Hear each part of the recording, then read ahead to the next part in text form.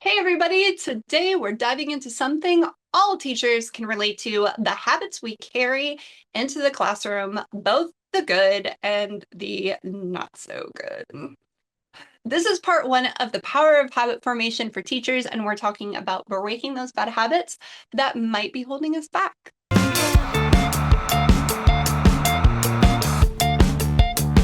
So teaching is constantly evolving. To keep up, we have to develop new effective habits that make our teaching stronger, our classroom management smoother, who doesn't want that, and protect our own well-being.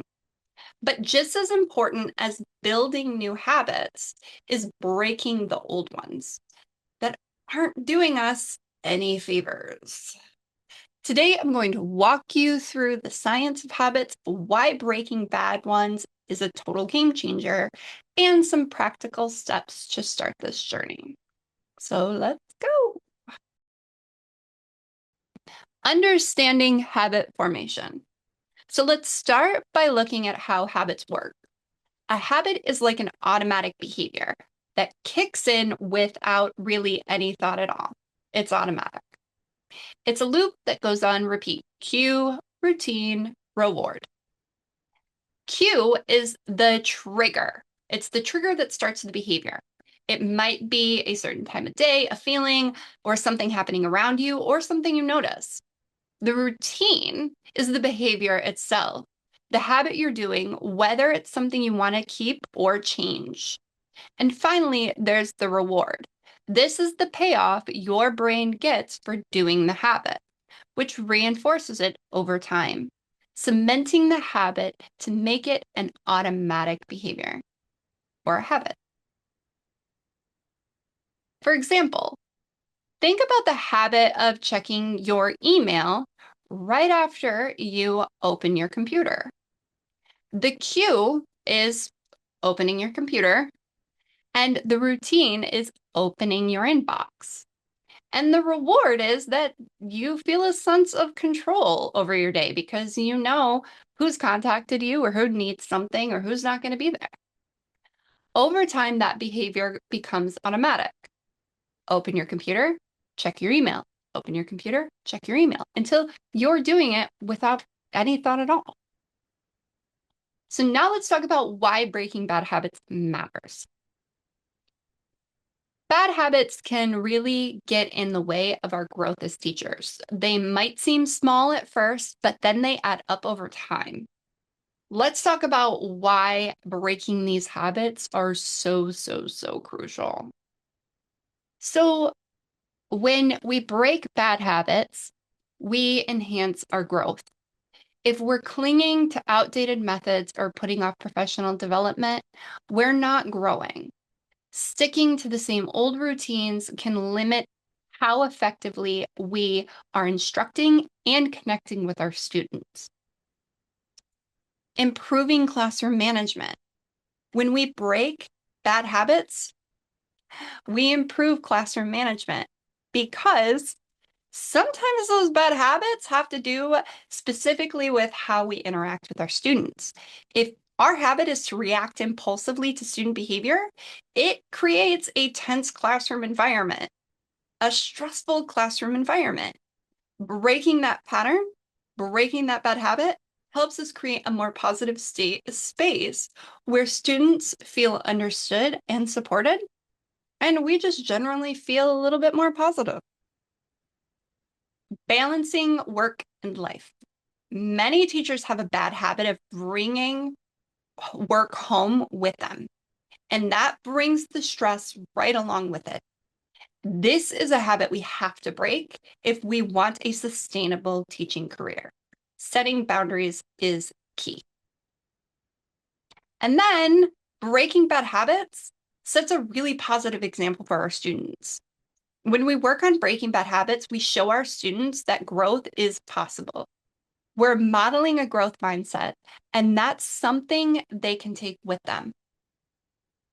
Growth mindset is so crucial, especially for our kids who are neurodivergent. All right, so let's get into some strategies for breaking bad habits. Here are a few ideas that can make a really big difference when you're trying to break bad habits. Identify the trigger. The first step is figuring out what prompts the habit. So if you find yourself putting off grading, ask yourself, what's making me avoid it? Is it feeling overwhelmed or just not knowing where to start? Once you know the trigger, it's easier to choose the replacement behavior that you will use for your new habit. Then you're going to replace the habit. Instead of trying to quit a habit, replace it with something more positive or helpful. For example, if you tend to check your phone in class, try replacing that with scanning the room and checking in on students. You're looking for a new routine that gives you a similar feeling. Third, start small. We're not trying to make massive changes overnight. It's impossible.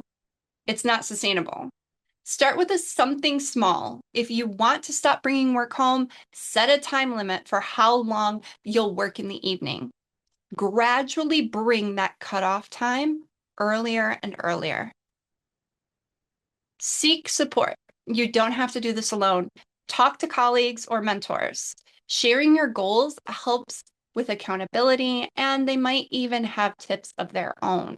You could even bring your students in on it. They can encourage you and feel like part of the process. Last, be patient and persistent. Breaking a habit takes time, and it's okay if there are setbacks.